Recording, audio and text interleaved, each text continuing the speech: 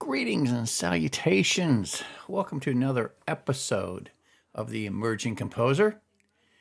Uh, this little today's episode is going to ask a question.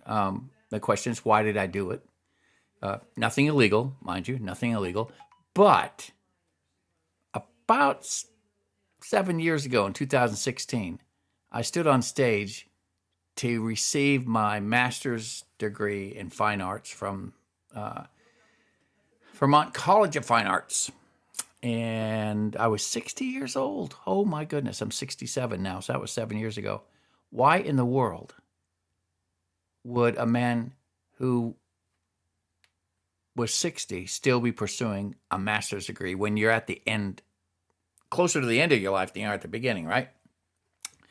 Well, why did I do it?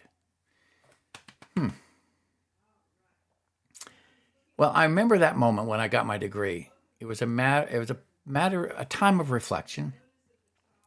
Probably the last formal education I would receive, I would think.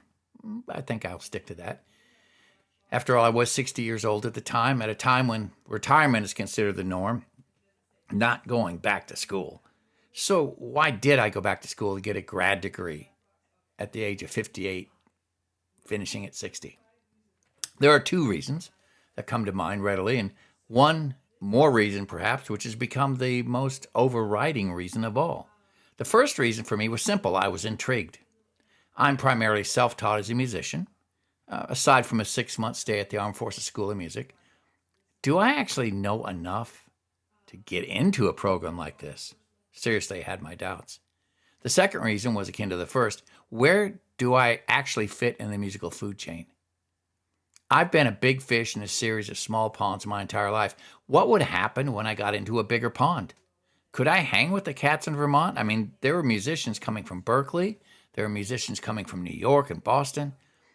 I've been a musician ever since I can remember and self-employed as a full-time musician since 2002. What would happen when I got to VCFA? What would I find there? So glad you asked. In short, I found out that I could indeed hang with those wunderkinds up there in Vermont. Not surprisingly, I wasn't even close to being the big dog on the porch. But at least I was on the porch. That was enough for me. What was surprising was that I didn't really learn anything new musically, if you're simply talking about notes, music theory, etc. What did happen was that I was introduced to the fine art of discovery in music. I discovered my process. Being able to turn on inspiration or to get how to get my muse to come out and play with me. I discovered that the music I write is worth defending. Thank you so much for Diane Mosier and Roger Zahab for reinforcing that in me. And it wasn't a sin to believe in myself and the music I write. I rediscovered that music is the art of self-expression, not a contest between musicians. I'm not a Margie or a Garrett, two of my youngest, new and wonderful VCFA friends, both incredibly talented and beautiful human beings. But then again, they ain't me. I discovered that I really loved choral music. Took me by surprise, to be honest with you. Especially that from the late medieval or early Renaissance. Really took me by surprise. Who cares that nobody's writing that way anymore? I embraced my new obsession and it found its way into almost every one of my VCFA-related compositions. Finally, I can say I discovered a renewed passion for music that has since surprised me with its intensity. Every day I wake up and I look for a moment or two when I can write something musical. Every day.